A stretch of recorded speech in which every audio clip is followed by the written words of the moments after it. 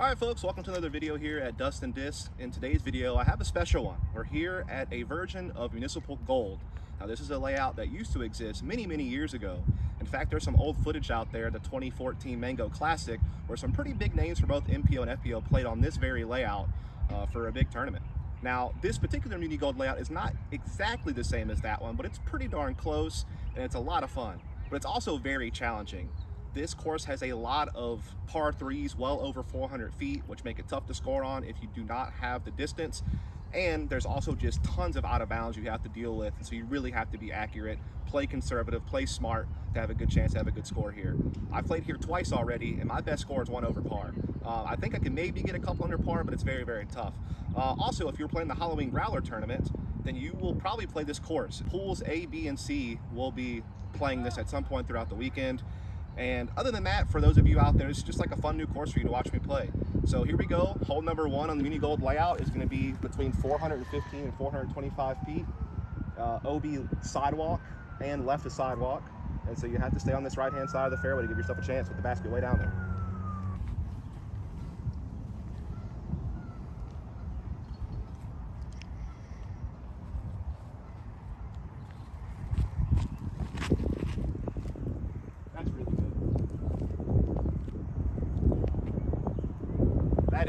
That's about as good as it gets for me, I'm gonna be real. Now I'll throw one forehand, but I'll kind of show you the danger of this forehand if you're a right-handed player.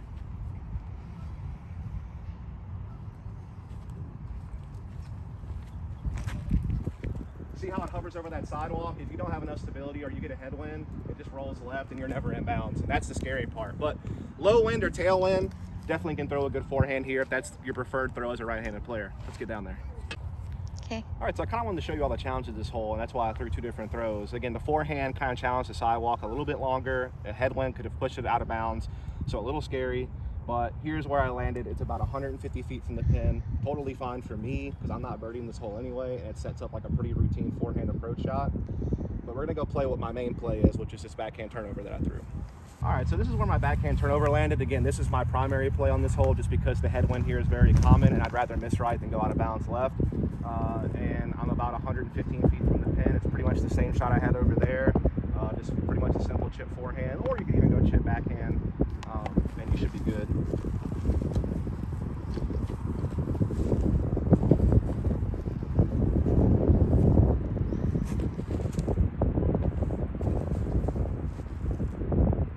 Yep, that's about 10 feet from the pin. So now we're at hole 2. A little bit of a gap off the tee that you kind of have to hit. You're actually throwing toward the normal red course's first basket, which is kind of over this little cement ditch down there by that big group of trees on the right-hand side. It's 440 feet, but slightly downhill. Again, this is one that's out of my range to get a birdie, so I'm really just trying to kind of get somewhere on the left-hand side of the fairway to open up my approach shot.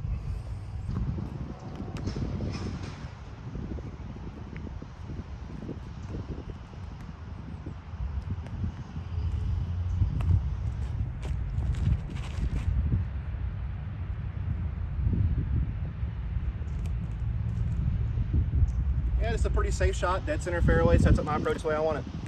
And here's where the real fun begins on this hole. It's the approach to the green. I threw a little over 300 feet off the tee, and so I have about 125 feet or so left to the pin. You can actually see it through the group of trees right there. Again, it's hole 1's basket for the Muni Red course. Here's the thing though, the ditch short of the pin is only about 5 or so feet off the basket.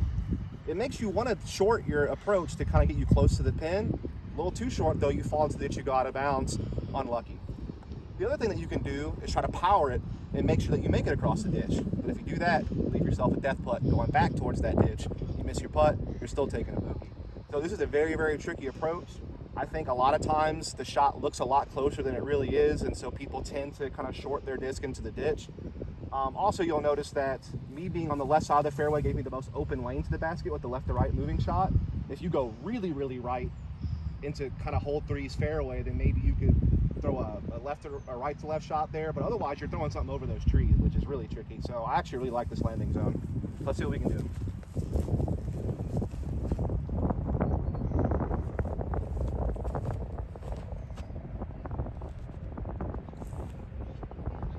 There, I muscled it, threw it way deep. I'm gonna have a death putt for my par.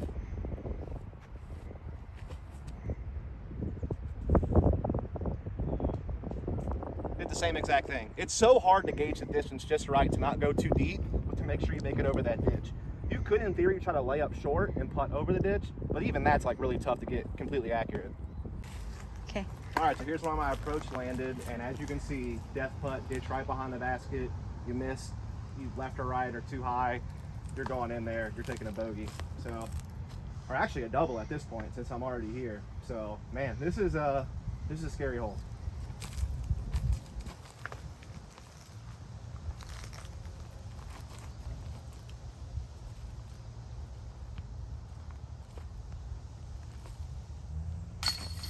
Whew. This is my first time parring the hole, folks. The first 2 times I played this, I bogeyed it. It's a tough even par to get, and it almost feels impossible to get a birdie unless you have a huge arm. So this one is really going to catch people. Make sure you play it safe. All right, folks, now we're on hole 3 on the layout. You're basically teeing off from the fairway of hole 2 of Muni Red over towards the ditch, and you're playing up to hole 7's basket on Muni Red. It's about 325 feet, and it plays slightly uphill once you get towards the green. This is really the first hole as an amateur where I feel like you want to try to score, because you're not going to get too many opportunities, and this is one of the safest tee shots on the course because there's really no out of bounds you have to worry about unless they do some artificial OB that I'm not aware of for a tournament. So this is one where you can kind of let loose and try to give yourself a chance to score. One of the few safe chances you're going to get, but always depends on wind. Right now we got a headwind, so it could be kind of tricky.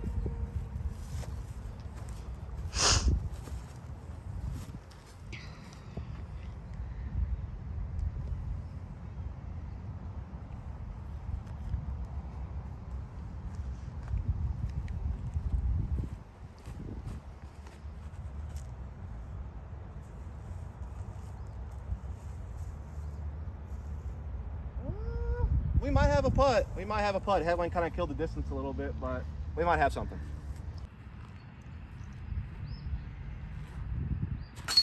Oh! That one hurts.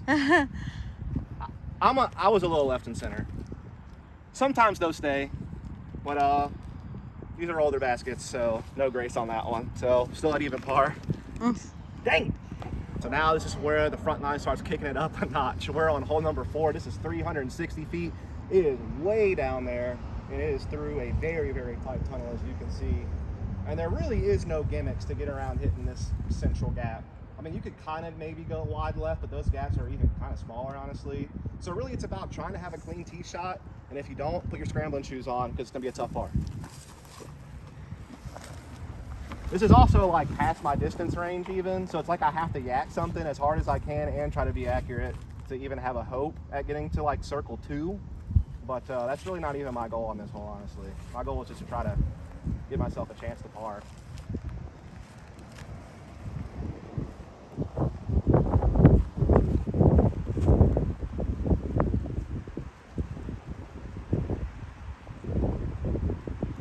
That's a par, so that's all I want.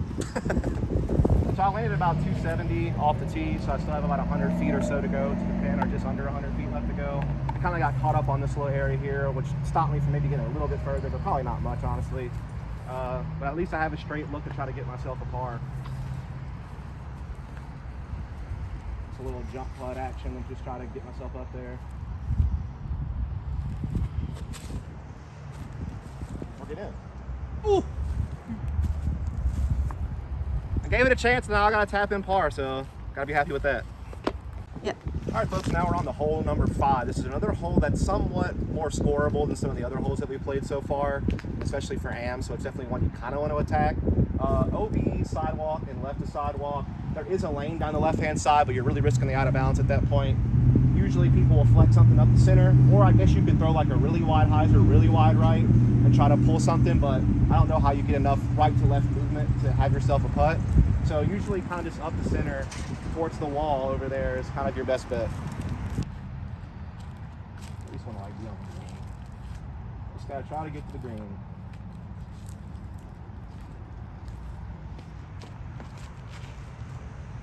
Stable. Get stable.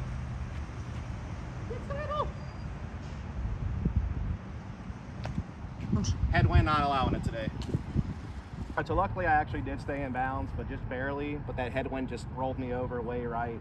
And so it's basically just a pitch up for a 3 at this point. I'm probably like 80 to 100 feet from the pin. Pretty easy chip shot. Just grab my par and move on. Okay. So we get to what might be the most difficult hole on the course, if not the most difficult, certainly within the top 2 or 3. This is hole number 6. It's about 450 feet. You have to cross over this little channel here, and the sidewalk and left of the sidewalk is actually out of bounds. If you see those 2 orange flags, kind of right in front, like this little tee area on the far right, that's only about maybe a couple hundred feet from me. That's actually the drop zone if you don't land in bounds off the tee, or if you never crossed in bounds, I guess, perhaps. But the basket's way down there on the corner by that big tree. It's just to the left of it. You can see like a little orange flag on top of the basket. And this hole is just so hard because it forces you to challenge the water on a hyzer angle with the backhand if you're a right-handed player to have any chance of landing on what is a super thin fairway. I've only landed in bounds a couple of times. Most of the time I go left of the sidewalk. And when you have a headwind and other things, it gets really tough. Supposedly this is only a par 3. I don't know how. This is a ridiculous par 3. It probably should be a par 4, but it is what it is. Let's try to give it a go.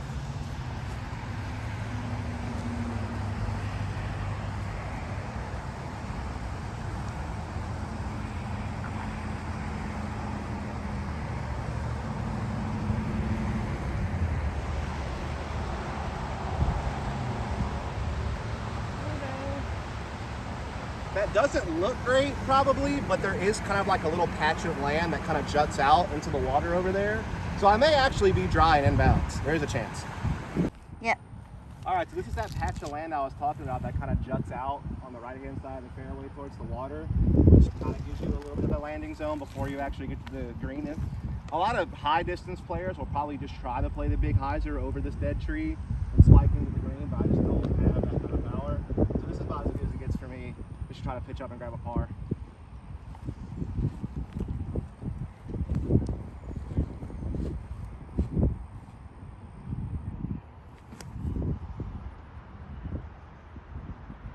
Should be good. Yep. All right, sorry for all the noise, but we're right by a road. Can't really help it. We're now on a hole number 7. It's about 270 feet. It's basically a basket nestled between this bush on the right and the big tree on the left over the top of these, I guess they're paperclip sculpture things. I don't know. They're kind of cool. This is another hole besides hole 3 and 5 where I feel like it's pretty scoreable. So this is definitely one you want to try to get.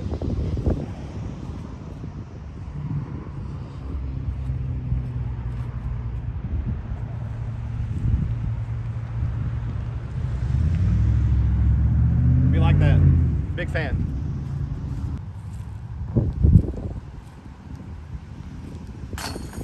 This is the first birdie of the round. We're 1 under par, which feels pretty good. Again, my personal best so far has been 1 over par for the round, but there's a lot of trouble to be had later, so stick with me. All right, so for hole number 8 here on Muni Gold, you're going to play off the tee pad of hole 14 for Muni Red, but instead of playing the 14's basket, you are playing to, I believe that's 17's basket way down there, orange flag on top of it by the palm tree. It is about 525 feet. It does play as a par 4, and honestly, your best bet on birdieing this guy is to kind of play somewhere near like hole 15's basket over there, and try to stay as close to the water as you can without actually going into the water and going out of bounds, because there is a pretty open lane down the left-hand side of the fairway. You push too forward, it's a little bit harder to approach the green.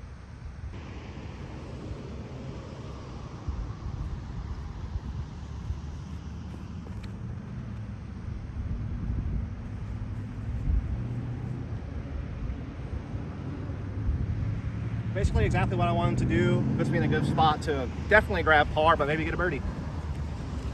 All right, so I got a little over 300 feet off of the tee, and I have probably about 225-ish to the basket straight ahead. As you can see, I have a wide left lane that I can do some type of forehand to the green, and that's going to be how I try to get my birdie.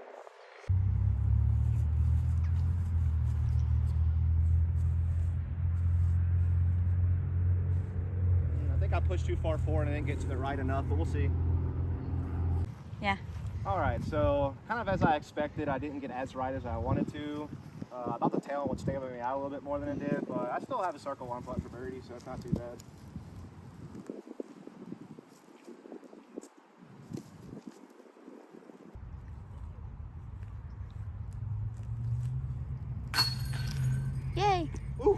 All right, so 2 under through 8. Time to get over to hole number 9. It's gonna take a long walk across this wooden bridge to the, I guess it's the Mobile Museum of Art, I think is the official name. Yep. We just call it the Art Museum.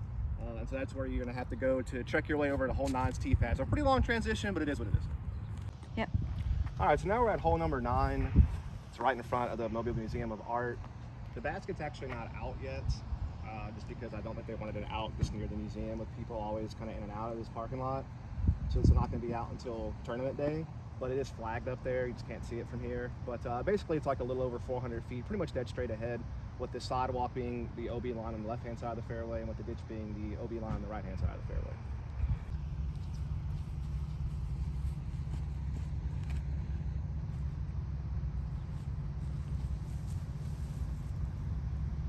Yeah, I don't have the distance to attack this pin, especially into a headwind, so just landing dead center fairway for a pitch up for par is about the best I could do and what I'm looking for. And you can see the orange flag right there is where the basket would be, so definitely a tougher shot for a par 3 unless you have good distance.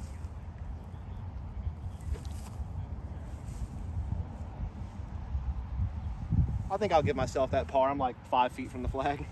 All right, so now we're at hole number 10. It's only 205 feet, but it is very uphill, and it's a low ceiling to try to get up there to it. So a little bit tricky, but definitely the most scoreable hole probably on the back 9.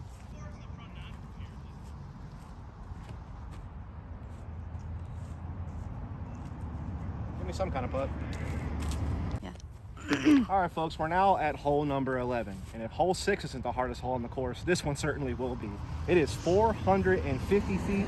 It is somehow only a par 3, although I guess that is kind of right at that tweener distance between par 3 and par 4. The basket's dead straight ahead pretty much, but lots of trees block you and your way to the basket. Also, this road left places out of bounds or anything beyond it. Also, this sidewalk places out of bounds right-hand side of the fairway or anything beyond it. So when you think about having to land between the sidewalk and the road, that is a very thin fairway to land in. So it's very hard to stay in bounds on this hole, kind of similar to hole 6. I think it's even harder to stay in bounds on this hole than hole 6 personally. So yeah, either trust the forehand or something over the road and have it fight back, or throw a big hyzer wide right, try to spike it in, or you can try to go up the middle, but if you have any bit of too much left to right movement, you're in trouble.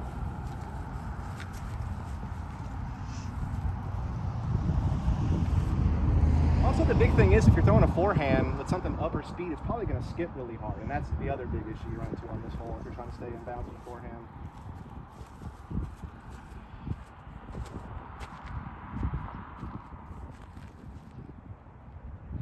Oh!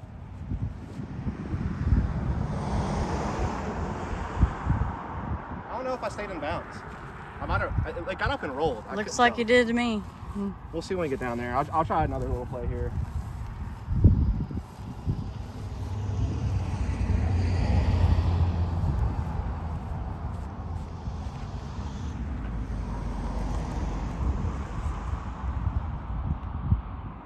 That was definitely in. I think that's going to be the popular place to play it safe, to get your par.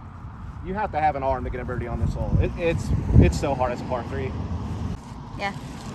All right, so my backhand, the second shot I threw landed right here from like dead center fairway, and then my forehand landed a little bit more forward dead center fairway. I've only landed inbounds 3 times, and you just saw 2 of them. The other like 6 or 7 times I've done this hole, I've been usually OB right, because I throw the backhand, don't skip in enough.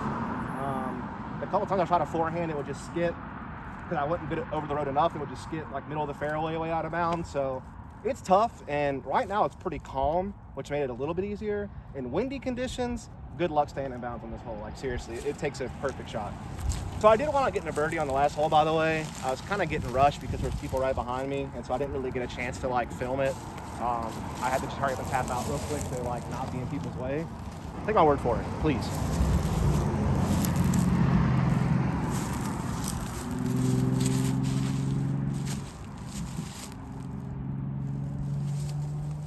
Not bad. I think that's still like a par putt.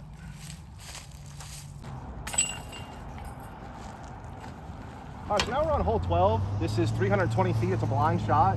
Basically, the basket is straight ahead of me, but it's downhill and to the right. There's a bit of a slope. And so essentially your main options are to throw something wide right, kind of towards the water, and have it spike in left. You can also just try to go up the gut with like a hyzer clip or something like that and just try to get through these trees. or there is a wide left gap towards the road, but that is more of like a safety play. There's no way you're birdieing from over there. It's just no way you can carry right enough to get towards the pin. So yeah. Throw a couple different options here.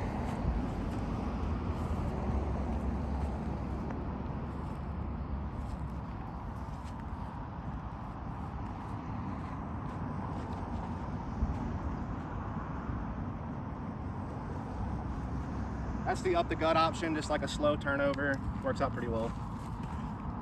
Just got to beat the trees. And I think the wide right's the safest play.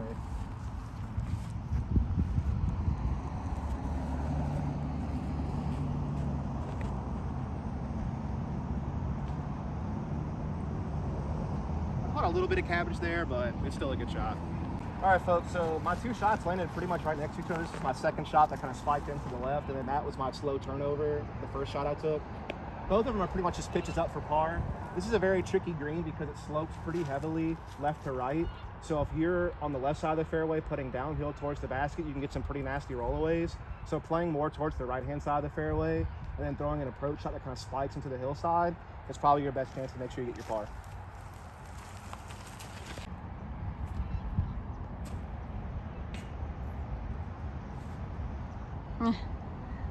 I'm actually not even mad I didn't make it. I was actually just scared when I hit that basket it was gonna roll down the hill. So it didn't, so I got a par. Awesome.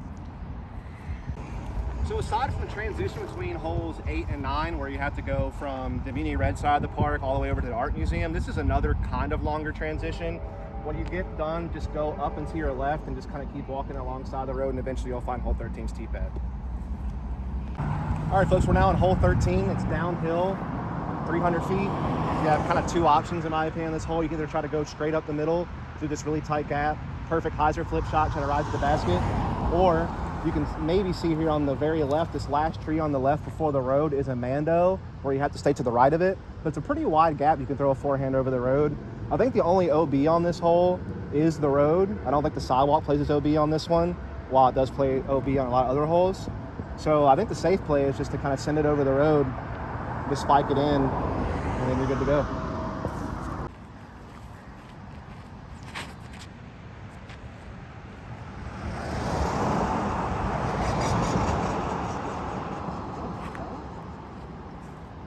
Thing got way down there. Yep. So somehow I hit the sidewalk and just rolled all the way down to like pin high, which is the best shot I've ever had on this hole by like a very wide margin. All right, took a birdie on that one. Didn't really get to film it because there's like a group of 5 right behind me and I didn't want to hold them up from throwing the hole. A lot of people are trying to get their rounds in before the tournament because I think that's like in 10 days or something like that. Yeah. So now we're on hole 14. This is one of the, I think one of 2 par 4s on the course, because I think hole 8 we played was one. This is the number of the beast, 666, to get to the basket. The basket, you can't really see it, but it's way down there. If you kind of follow the sidewalk, it eventually gets to the basket, but it's way the heck down there. The sidewalk plays as casual, but obviously if you're in the water left, that's out of bounds. And then if you fly over this fence, you can kind of see in front of me, because this runs all the way down to where the brick wall ends, like way down there. So if you throw something high enough, you technically could fly over this fence and go out of bounds. So that's the only thing you really have to worry about.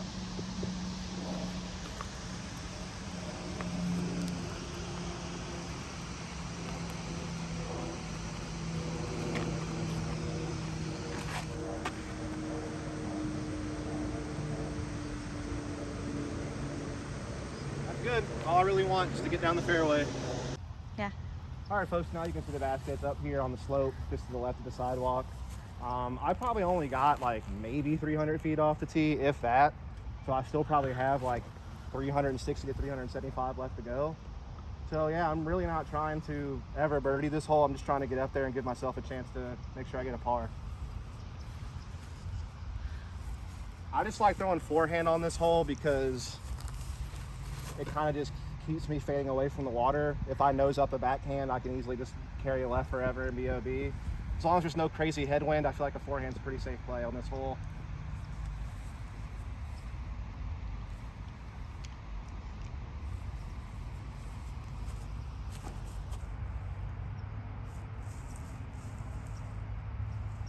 Low ceiling kind of kept me from really like giving it the air I wanted to get further, but that's still good enough to pitch up for par.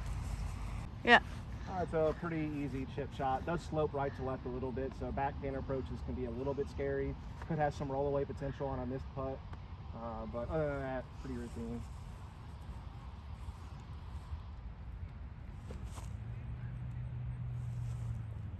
And that is basically like 2 feet from the pin, so that would be another par. Okay. So I have to walk in a little bit forward off of 14's basket. You get to the tee of hole 15. It is right at 350 feet, right through this center gap. Basket tucked into the right-hand side of the fairway. So it really sets up for backhand turnover, roller, since it's a low ceiling, or forehand. I have birdied this hole once, but I've also not been able to get to circle one several times, so kind of iffy for me. I don't really say this is what I'm really going for, but this is like kind of a bonus birdie for me, where sometimes I get the right forehand and I give myself like a 25 to 30 foot putt.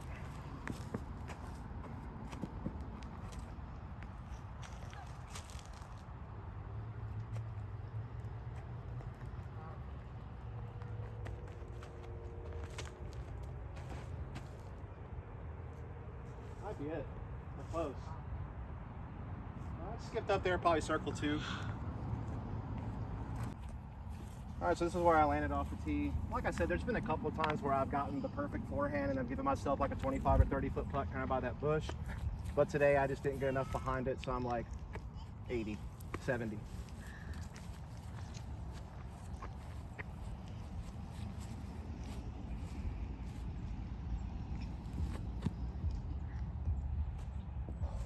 Flew right behind it. I'll be a par. All right, so now we're on hole 16, another par 3, like most of the course. This is about 270, 275. It's pretty much dead straight ahead, really hard to see with the naked eye. It blends in pretty nice with like the trees and stuff behind it. There's kind of a pole now off the top of it, like a little orange flag, which kind of gives you a better look at it. But essentially you have a bunch of different options, right up the gut, gap on the right, gap on the left. Just kind of choose what is going to be best for you. It does go downhill pretty severely once you get past the sidewalk. Sidewalk does play as casual on this hole once again. So yeah, another chance to get a birdie maybe, but definitely can get a little bit tricky when you get on the putting green.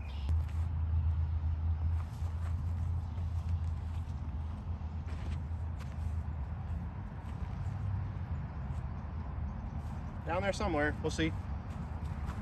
Here you go, here's the basket. I got pin high, maybe 25, 30 feet. Again, tricky green, slopes left to right, so can definitely have some roll-away risk if you miss your putt, especially if you're putting from short of the basket.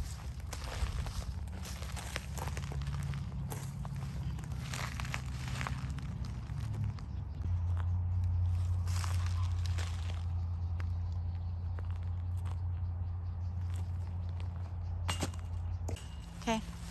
All right, folks, we're now on hole number 17. It is 360 to 370 feet. Pretty much dead straight ahead. Definitely have a couple of gaps you have to hit.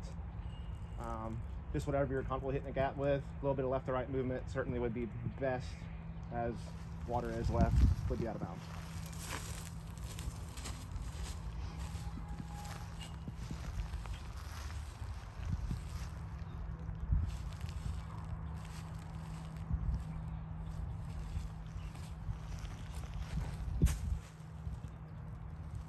Four.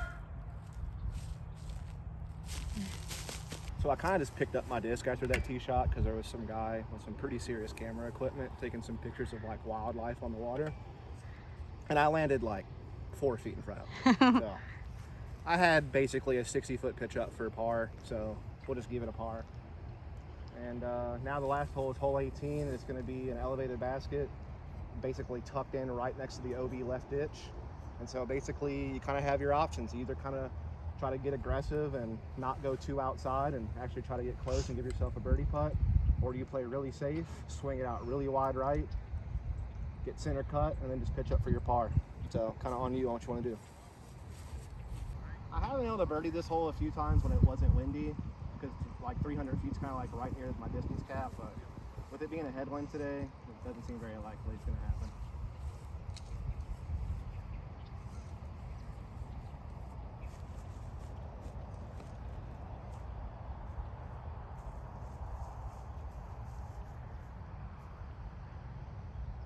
It's going to be a long bid for birdie, but we'll see. Fucking Matt.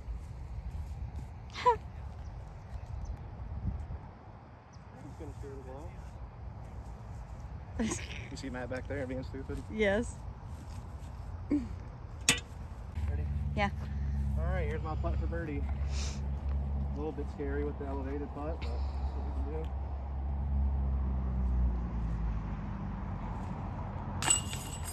Yay! I was close. We got a birdie though. Well, so I accidentally forgot to record an outro at the course. I got a little bit sidetracked. I ran into some people that I knew when I wrapped up my round, but figured I'd go ahead and do a quick outro now. I think I shot somewhere between 3 under and 5 under par for the round, which is certainly my personal best. That was my third time playing the course that you saw there on film. And yeah, it's a lot of fun. Again, it's kind of the return of an old course that we used to have in the past here in the Mobile area at Municipal Park. And hopefully it's something that we can see more and more of. You know, I think there's been some talk about trying to keep Muni Gold for the future, or at least some version of it. Certainly bring it back for tournaments at certain points in the year. But either way, it was fun to get to play something that hasn't been around for a while. And again, it was featured in some pretty big tournament coverage back in 2014, the Mango Classic, which I'll actually put in the description below. It featured one of our locals, Cameron Colglazer, actually beating up on a couple of touring pros like Ricky Wysocki and Nicola Castro, Paul Ulibarri, and Simon Lazat, I think, was in that. We also had Matty O, Matt Oram, who was in the final 9 for that as well, another local that you'll, of course, know touring. And even the FPO side had some pretty big name players. I think like Katrina Allen, Paige Pierce, Madison Walker, a few others were involved in the FPO competition for the Mango Classic. So I'll link that down below if you want a little bit of blast of the past and kind of see one of the older versions of Muni Gold. But other than that, I hope you enjoyed this video. I hope it's helpful for people who want to play this course or who might need to play it in a tournament coming up. And yeah, that's going to do it. See you next time.